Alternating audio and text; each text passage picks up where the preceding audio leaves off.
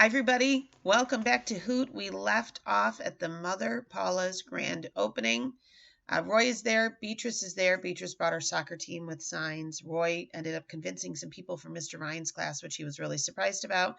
And now they are kind of doing the grand announcements. And now they are asking for Mother Paula herself, Miss Kimberly Lou Dixon, to make a speech. Mother Paula did not look overjoyed to have the megaphone shoved in her hand. "You've got a real nice town," she said. "I'll see you at the next spring at the grand opening." "Oh, no, you won't." This time the words came out of Roy's mouth as a shout, and nobody was more stunned than he was. A tremor rippled through the audience, and Beatrice edged closer, half expecting someone to come after him. The actress playing Mother Paula seemed miffed, peering over the cheap wire-rimmed glasses into the crowd. "Now, who said that?" Roy found himself raising his right arm. "I did, Mother Paula," he called out. "If you hurt a single one of our owls, I'm not eating any more of your stupid pancakes." "What are you talking about? What owls?" Chuck Muckle lunged for the megaphone, but Mother Paula threw an elbow and caught him squarely in the gut. "Back off, Chucky Cheeseball," she huffed.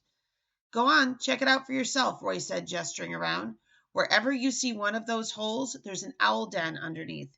It's where they built their nests and lay their eggs. It's their home." Mr. Muckle's cheeks turned purple.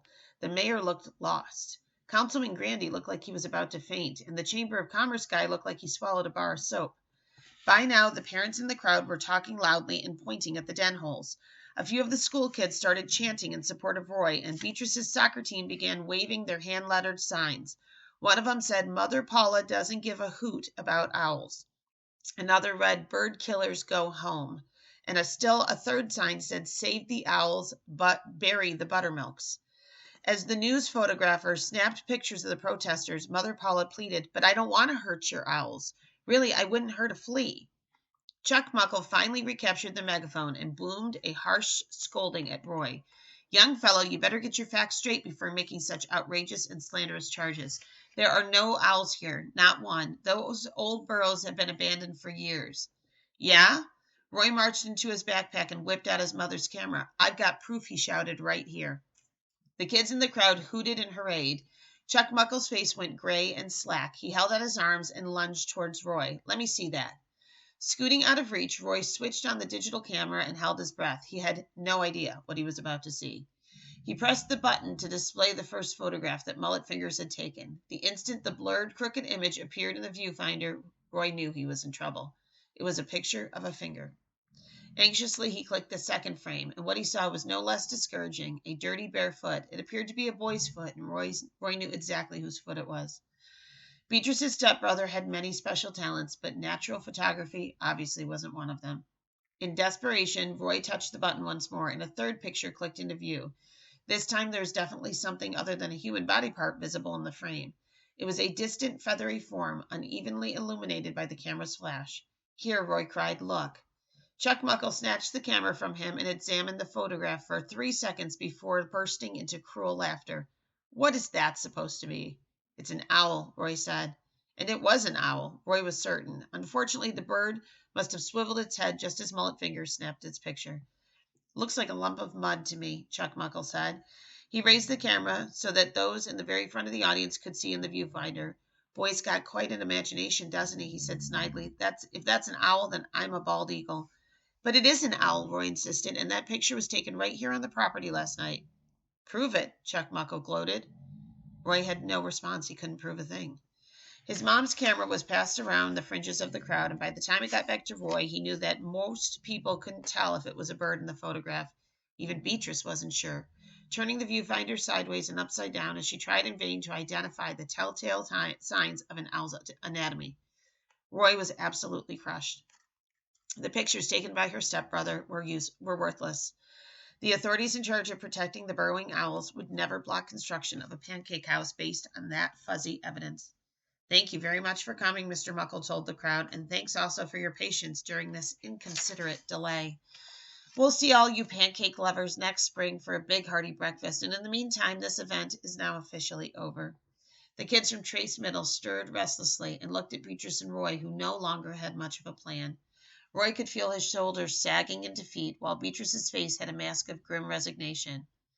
Then a young voice rose up. Wait, it ain't over, not by a mile it ain't. This time it wasn't Roy. Uh-oh, said Beatrice, lifting her eyes.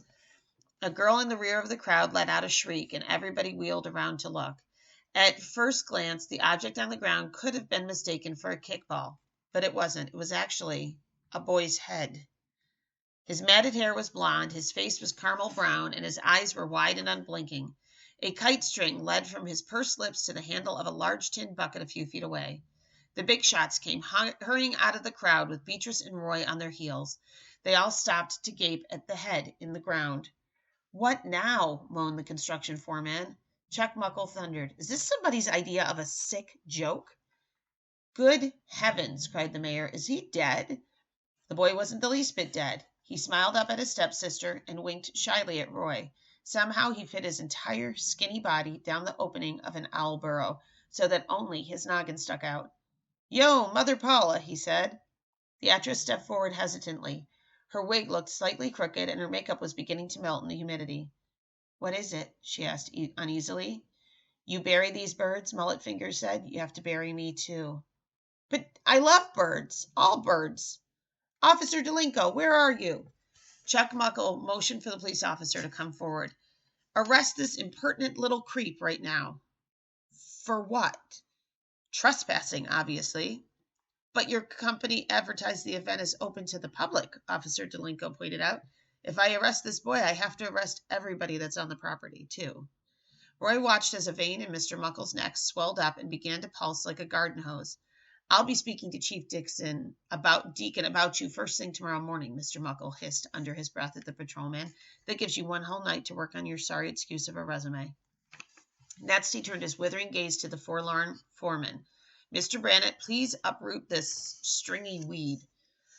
"Wouldn't try that," Beatrice's stepmother warned through clenched jaws. "Really? And why not?" Chuck Muckle said. The boy smiled. "Roy, do me a favor and check out what's underneath the bucket." Roy was happy to oblige. "What do you see?" the boy asked.